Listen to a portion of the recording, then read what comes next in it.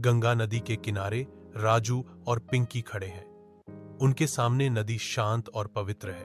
राजू गंगा की ओर इशारा करते हैं, बच्चों के साथ नदी की पवित्रता और पापों को धोने की शक्ति साझा करते हुए। पिंकी शुरू करती है, गंगा नदी के बारे में एक कहानी सुनाती है। बच्चे ध्यान से सुनते हैं।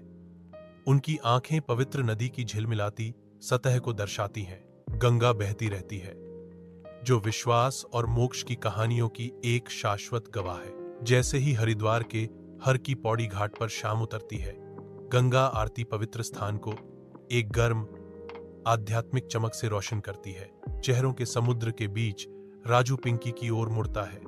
उसकी आवाज श्रद्धा से भरी हुई है, पिंकी, हर किसी की आंखों में समर्पण देखो, यह वास्तव में जादुई है। पिंकी सहमति में सिर हिलाती है। उसकी निगाह बच्चों पर घूमती है। हाँ राजू, यह महत्वपूर्ण है कि बच्चे गंगा आरती के महत्व को समझें। साथ में राजू और पिंकी ध्यान देने वाले बच्चों को गंगा आरती का गहरा अर्थ समझाना शुरू करते हैं। बच्चे पवित्र वातावरण से मोहित होकर ध्यान से सुनते हैं।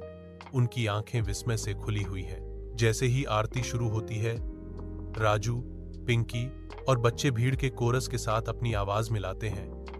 उनका गीत सामंजस्यपूर्ण भक्ति में ऊपर उठता है। कुंभ मेले में मानवता का सागर सूरज के नीचे इकट्ठा होता है। राजू और पिंकी बच्चों के सामने खड़े हैं, कुंभ मेले की कहानियां सुनाने के लिए तैयार। राजू शुरू करता है, आज हम आपको कुंभ मेला के बारे में सब कुछ बताएंगे।